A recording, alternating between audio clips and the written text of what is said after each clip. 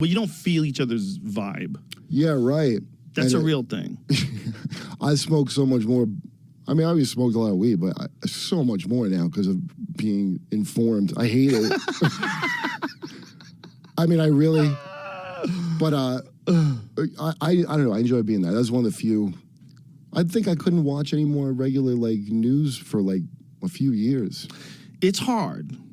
It's hard because, you know, you got to run everything through a fucking filter.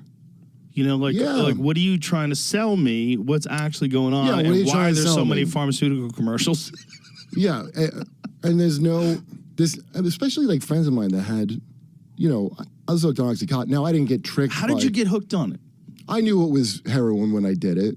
So you did it for fun? I had a legit prescription at one point from Hurt My Back, and then... the old Hurt My Back.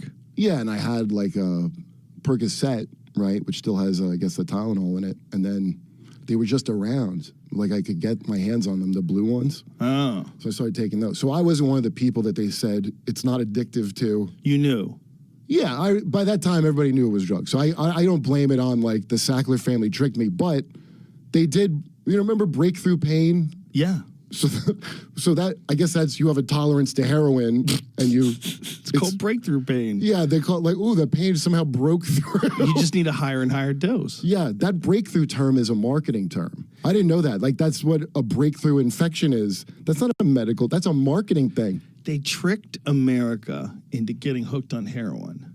Can you imagine that? When we were kids, okay, like in high school, for example, when you heard about like a rock star who did heroin, like when I heard about, I guess it was a little after high school, but Kurt Cobain, I was like, oh, God, he's doing heroin? Doesn't he know?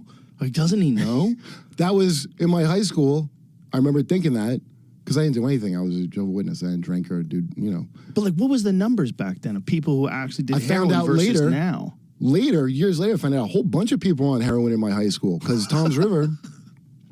Remember the Pizza Connection, all that shit? Yeah. Like really pure heroin was coming in through Tom's River. Wow. So High School North was the more heroin high was like the nickname of it. And that was a little bit richer kids, and that was way more of a thing there. But it was at my school too. I was very innocent when it came to drugs because most of my high school years I spent doing martial arts. Yeah. And so I really didn't party at all. But my boxing coach when I was 20 was this guy who was a longshoreman.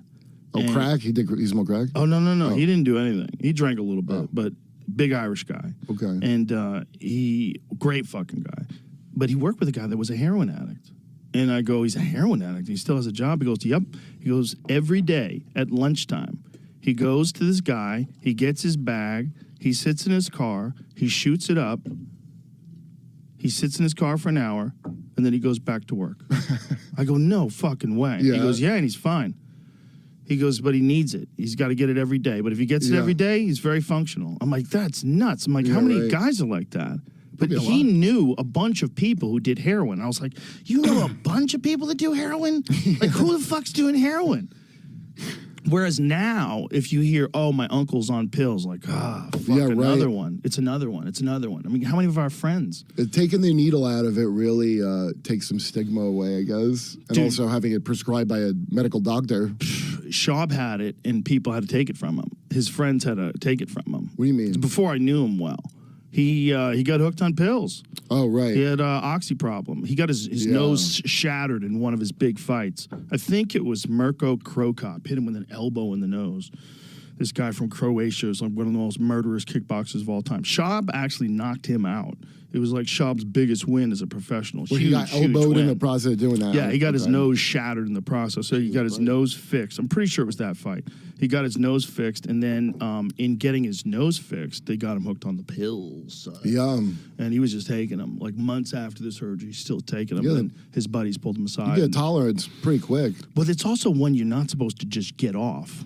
Right, you're supposed to wean yourself off that shit, right? Well, you won't. It's not like no, actually, that's benzos. You could die. Benzos, you opiates. Could die. You think you're gonna die, but you're not. It's.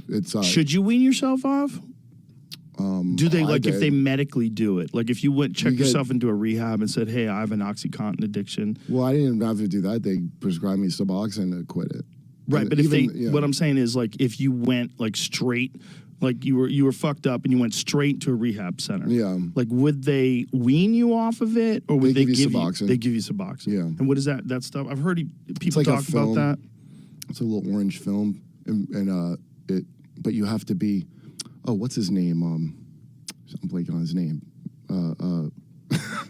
He took it. You're friends with him? He's got a beard and he's always psychedelic. What's his name? I'm totally blanking. Duncan. Jesus.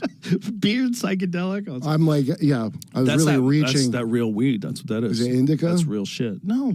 Go. Thank God. Jesus. What I only like savage. productivity weed. Yeah. But I don't know if that's real, by the way. Ari told me a story about him where he was somewhere and he was taking, he took some Suboxone after he had done, Oxy or something, and he got real sick and didn't know what. So the stuff knocks it out of your system immediately, the naloxone or something when you take it. So you're supposed to be in withdrawal before you take it. So you have to wait until you're sick. Oh, wow. And when you really feel sick, and then you can take it, because if you don't wait and you still have that stuff in your system, it kicks you into withdrawal immediately. Now, is there a concern with people getting on Suboxone? Is it because I remember methadone? Yes. When we were... They'll keep you on it forever, by the way, if you want. Yeah. That was the thing when we were playing pool back in the 90s. That my friend Johnny B used to call these people the methadonians. They would come in from the methadone clinic. Yeah. And so there would be like a methadone place that was right down the street. And they would go to this methadone place, they'd get their fix, then they'd walk over and come to the pool hall. And they'd just be like slack-jawed, knocking balls around. And Johnny called them the methadonians. Yeah. It was so weird. And then they figured out at one point to take Xanax with it, and it almost feels like heroin, apparently. Oh, really?